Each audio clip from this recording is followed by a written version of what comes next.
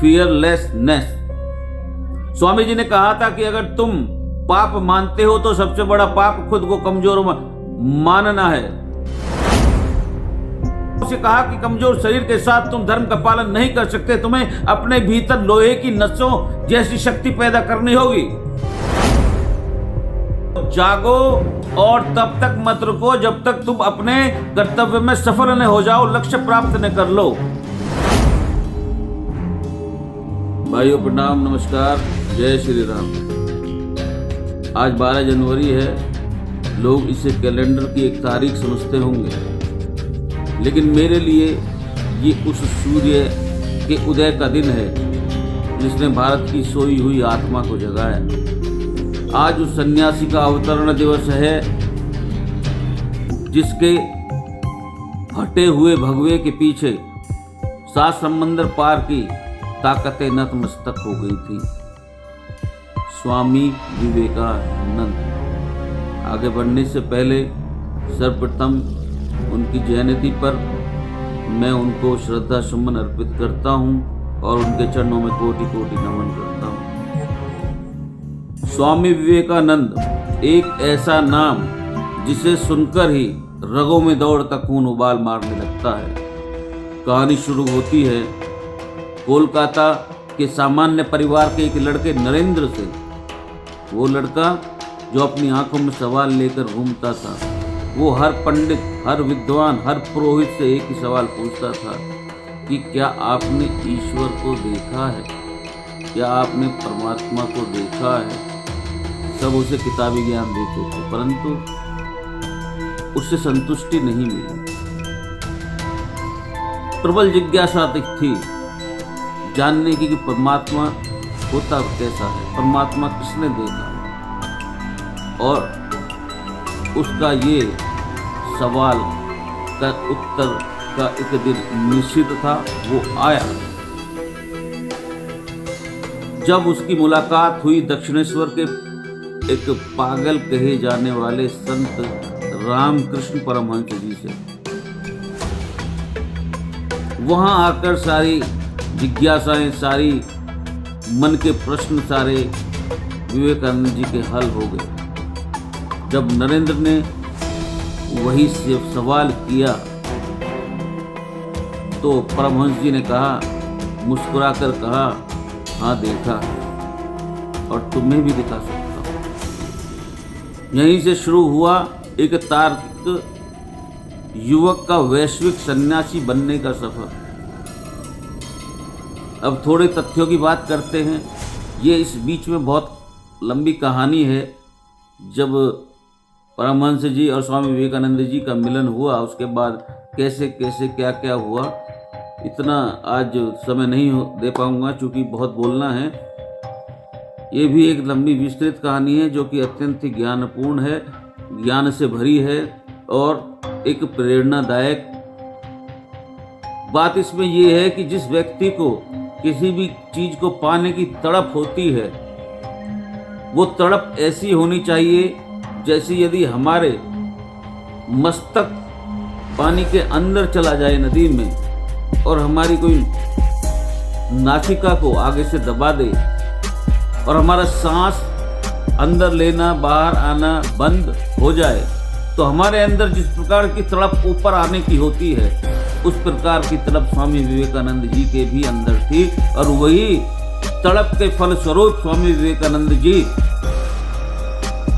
को भगवान ने, परमात्मा ने स्वयं राह दिखाई और एक महान संत, एक महान विद्वान संत रामकृष्ण परमहंस जी के चरणों में ले जाकर बैठा दिया।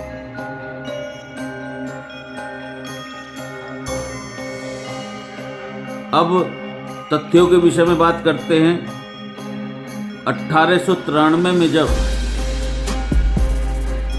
स्वामी जी शिकागो जा रहे थे, उनके पास न तो कोई आधिकारिक निमंत्रण था और न ही संसाधन, लेकिन उनके विजन को देखिए, उनकी तड़प को देखिए।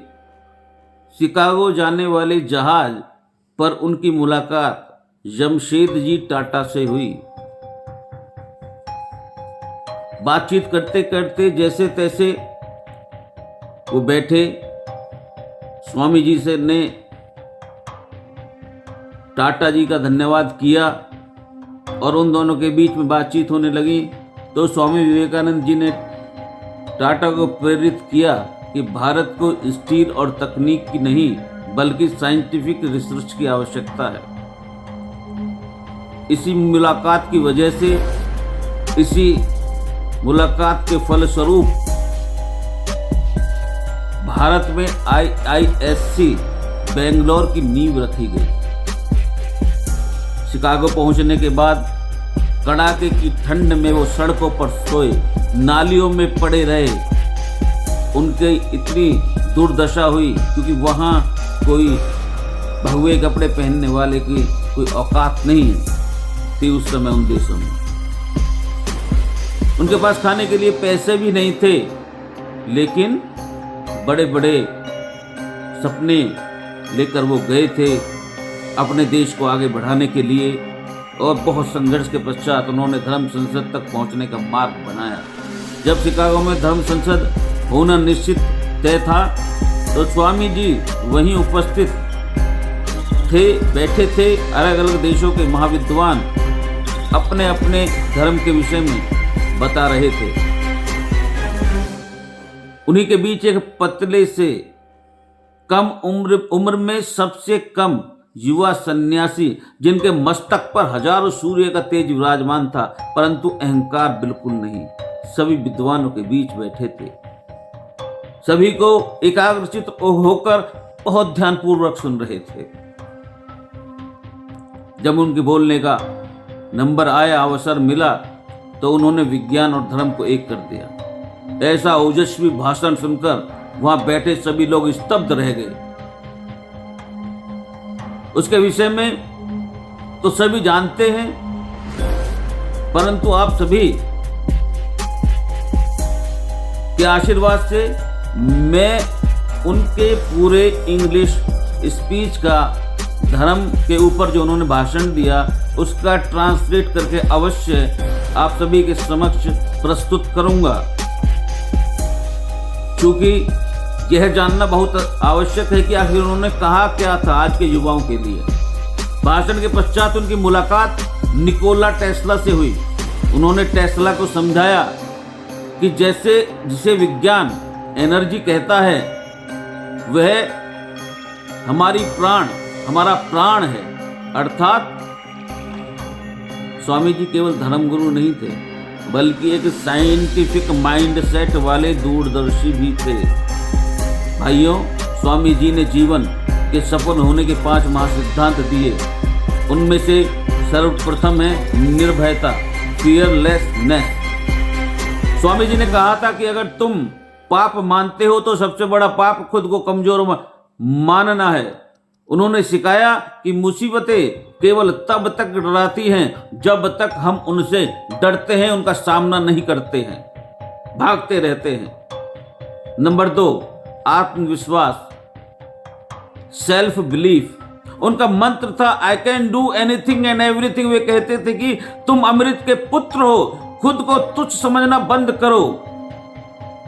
उनकी तीसरी महत्वपूर्ण शिक्षा एकाग्रता, फोकस।